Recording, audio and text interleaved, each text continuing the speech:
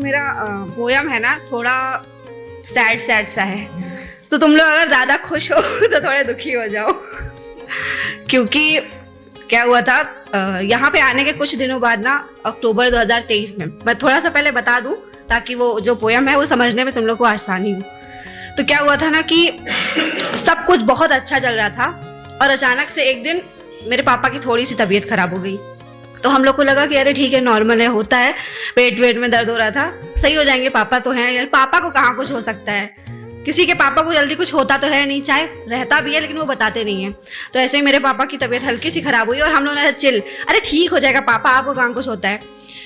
With in आधे घंटे में अचानक से मेरे सामने बैठे थे मेरे पापा, ठीक, एकदम से उनके पेट में थोड़ा सा दर्द हुआ और मुंह से खून की उल्टी हुई मेरे ही सामने।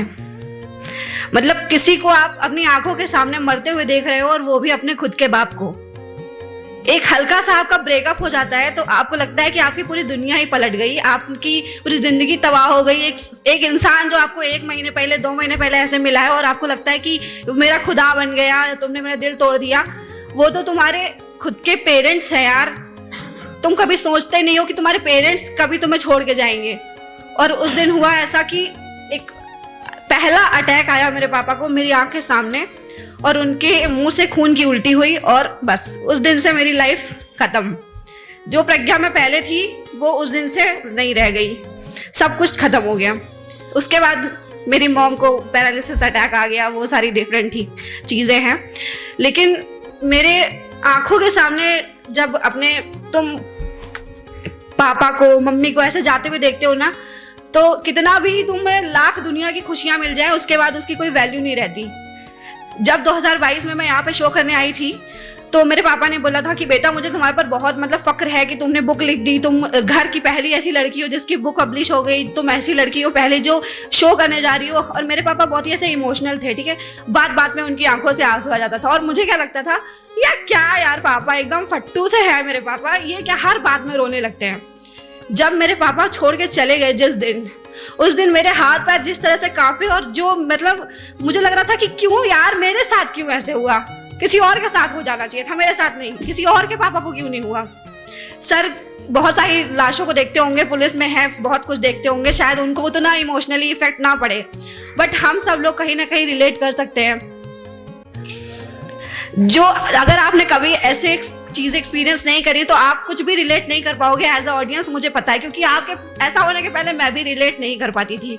मुझे लगता था मम्मी पापा के जाने से अच्छी इतना तो दुख नहीं होता होगा, लेकिन जब अपने पे पड़ती है ना तब समझ में आता है। तो उसके बाद मुझे एहसास हुआ कि यार अब चलो वो तो चले गए, लेकिन अब क्या, आगे क्या।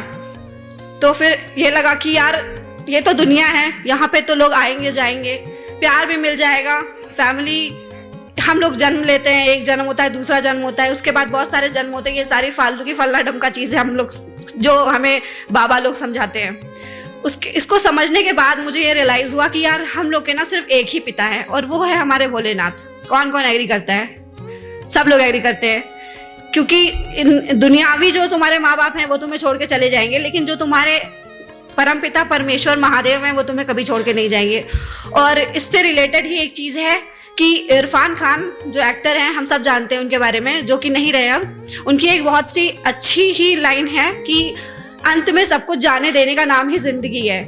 तो ऐसा मुझे रियलाइज हुआ। एक आपको रियलाइजेशन होता है जब आप अपने किसी खास को खो देते हो, जैसे आपको ब्रेकअप हो जाता है तो आपको तुरंत रियलाइज हो जाता है कि नहीं अब ठुकरा के मेरा प्यार मेरा इंतकाम देखेगी। ठीक उसी तरीके से जब आप किसी पेरेंट्स को लूज कर देते हो ना अपने, तो आपको रियलाइज होता है कि अब सच में जो आपको आत्म साक्षात्कार नाम की एक चीज होती है, सुना होगा, वो रियलाइजेशन होती है। और वो मुझे हुई तो मुझे लगा कि यार दुनिया कुछ नहीं है और बस जो है वो हमारे परमपिता परमेश्वर है। तो उनके ऊपर कुछ लिखा था।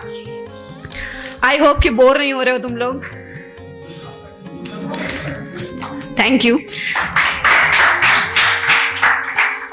तो 2023 अक्टूबर में अपने पिता को खो दिया था, तब लगा कि सब खत्म हो गया है, पर उन्हें खोने के बाद ये एहसास हुआ कि वो तो सिर्फ मेरे ही पिता थे, लेकिन उनके जाने के बाद जिस पिता से मेरा साक्षात्कार हुआ वो तो हम सबके ही परम पिता हैं, यानी कि हमारे महादेव। तो महादेव मेरे माता पिता, मित्र, बंधु, सखा सभी कुछ है। उनके होने से ही मेरे दिन और रात है, और उनके होने से ही गीली मिट्टी और बरसात है। क्या कहूँ, लफ्ज तो मेरे वैसे टेढ़े मेढ़े हैं, उनके लिए कुछ भी नहीं है, पर एक छोटी सी कोशिश है। जैसे समुद्र में पानी की एक छोटी सी बूंद होती है, ठीक उसी तरीके से मेरी ये कविता है मेरे पिता के लिए, क्योंकि मैं नहीं मानती कि मेरे पिता नहीं है अब इस दुनिया में, वो अभी भी है मेरे साथ। तो महादेव के आपके लिए ये कविता है। महादेव प्लीज पसंद करिएगा इसको। तुम आदिदेव, तुम महादेव, तुम शंभु, तुम ही वामदेव, सिर पर तुम्हारे है चंदा, सुशोभित है उनके संग गंगा। तुम उमापति, तुम भूतनाथ, माया के तुम अधीश्वर हो। शिव शिव करती दुनिया सारी, विस्पीकर ही तुम विषधर हो। तुम नीलकंठ, तुम नागनाथ, अनाथों के तुम शंकर हो। तुम आशुतोष, तुम विरूपाक्ष, तुम ही मृत्युंजय त्रयंबक हो। सृष्टि के तुम ही संहारक, विश्वीकर तुम ही रक्षक हो। तुम महारुद्र, तुम ही महेश, शिव शिव शिवांग जयवर्धन हो। नागों के तुम हो महाराज, पुष्कर रुद्रांश नंदीश्वर हो। अत्यंत सुंदर कल्याण रूप, शशिशेखर तुम ही महेश्वर हो। भस्मी काया, चंदन माया, नटराज तुम ही प्रलयंकर हो। यह जग मिथ्या सब कुछ माया, ईशान तुम ही निरंजन हो ओम तुम ही हो, प्रेम तुम ही सती के स्वामी हो। तुम परम पिता परमेश्वर हो, तुम ही तो अंतर्यामी हो। इस जग की क्या अब बात भला, तुम पिता तुम ही हो। तुम पिता तुम ही अब नाथ मेरे, हे भोले मेरे, हे शंकर, तुम ही हो दिन और रात मेरे। Thank you so much. Thank you.